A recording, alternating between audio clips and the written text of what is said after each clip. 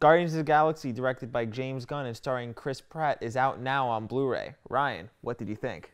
I loved it, and I love it every single time. I knew I was gonna like it, but I didn't know I was gonna love it as much as I did. And I've been making a bold statement for a while since I've seen it, but I think it's the most. I don't think it's the best film or the best blockbuster since what I'm about to say, but I think it's the most fun movie since Jurassic Park. I can't think of one movie in the past 21 years that was as exciting and fun for the family as Guardians was since Jurassic Park.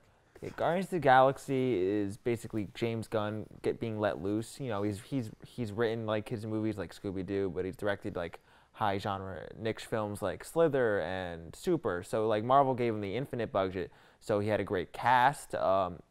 Chris Pratt really was funny great. cast. Yeah, I think one of the best things about it is it feels like a movie made by a guy who grew up loving the blockbusters that are the classic ones like Jurassic Park or Star Wars. My only flaw with the movie is that Ronan is a very one-dimensional villain, and that's fine.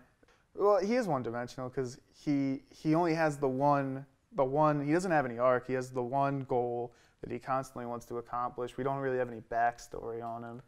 But also, Lee Pace, and my problem with Lee Pace's casting is he's great at doing that, but Lee Pace is such a great actor also, and he's such a charming guy in real life and in other roles that he's had, that kind of just shoehorning him into this one-dimensional dick for the most part is it's a bit of a letdown, but that's the only issue I have with the movie. I think it was a good character because, you know, he wanted revenge for the way the Kree, you know, have been treated and stuff like that. And he was a very like. But we don't really get any of the Kree backstory. Yeah, we don't get any of the Kree. We know there's a conflict between the Kree and the Xandarians? The Xandarians, yeah.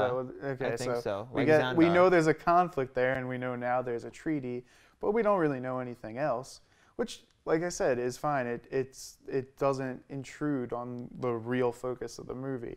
But if I was going to nitpick one thing, that is the issue I'd have.